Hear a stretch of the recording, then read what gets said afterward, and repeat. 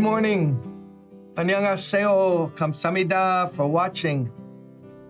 And I thank you for being part of our Bible study. We're having an interesting week because we're doing kind of snapshots of some of the books of the Bible which lead up to the book we're going to go through, which is 1 Samuel. But as I told you, unless you have context, here's an old saying.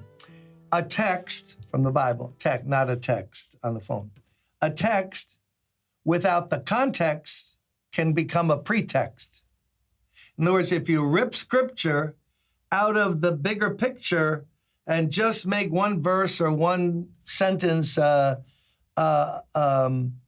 twist it and not see the whole, it leads to some bad roads.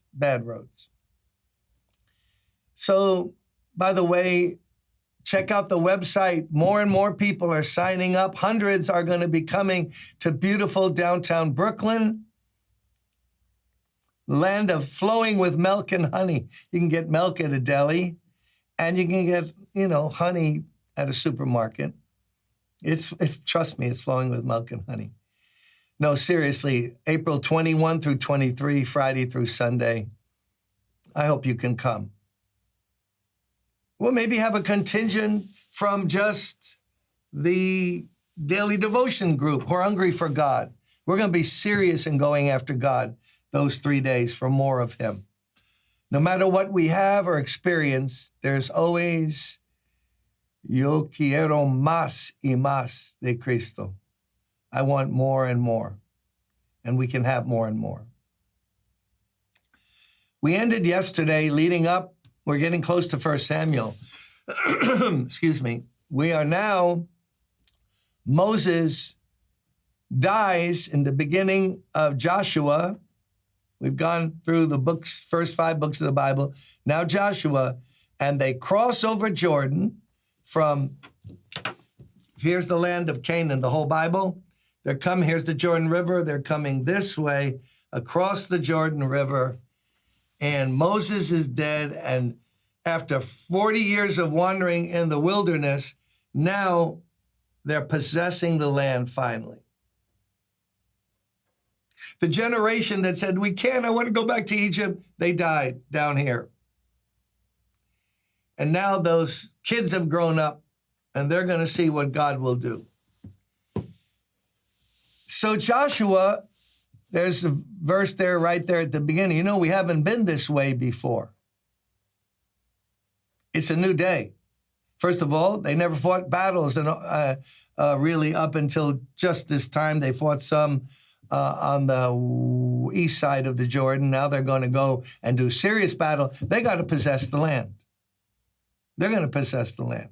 How do they possess the land? In the book of Joshua, they possess the land by the 12 tribes, and Levi has been separated for the priestly tribe, been replaced, so there's still 12 tribes. The 2 sons of Joseph, Manasseh and Ephraim, now take out Joseph, his 2 sons take out Levi, and now we're back to 12.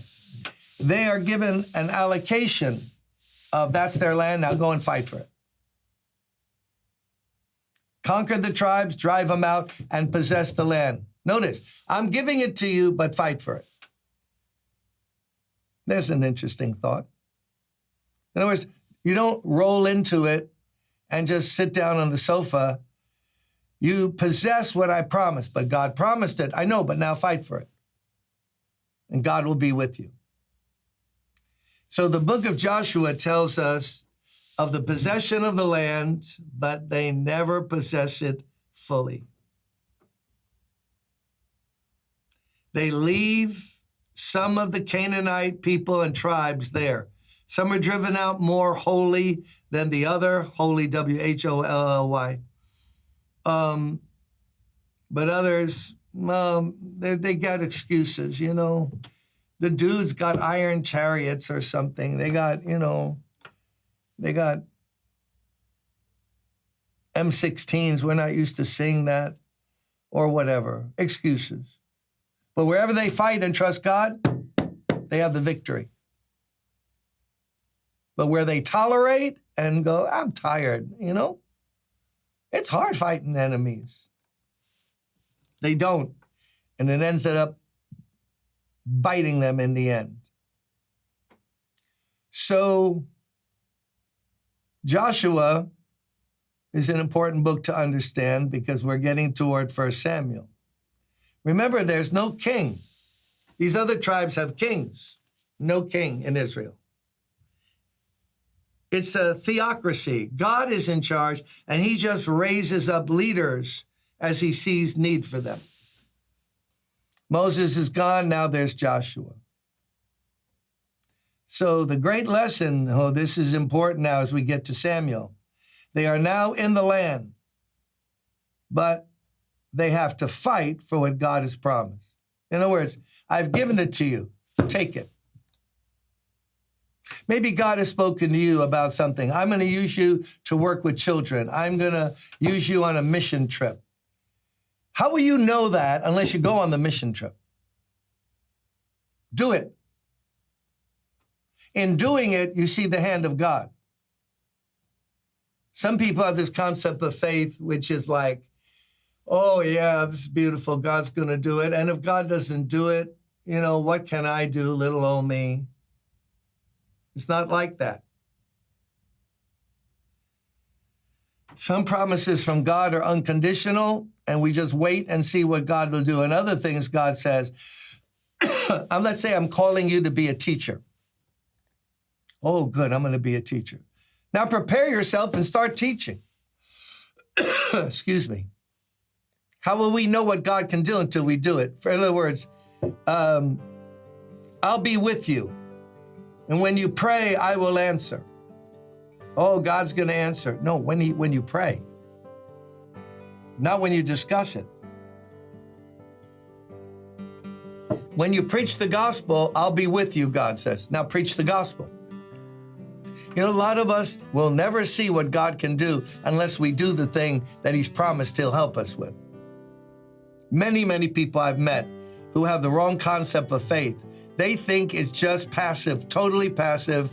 But remember, faith without works is dead.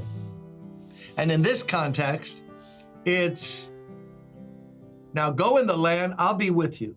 Oh, good, we're going to just walk in, take the land. No, fight. There's people against you. Fight the good fight of faith in the New Testament. The flesh wars against the spirit. Subdue it through the power of God, through submission, through the cross of Christ.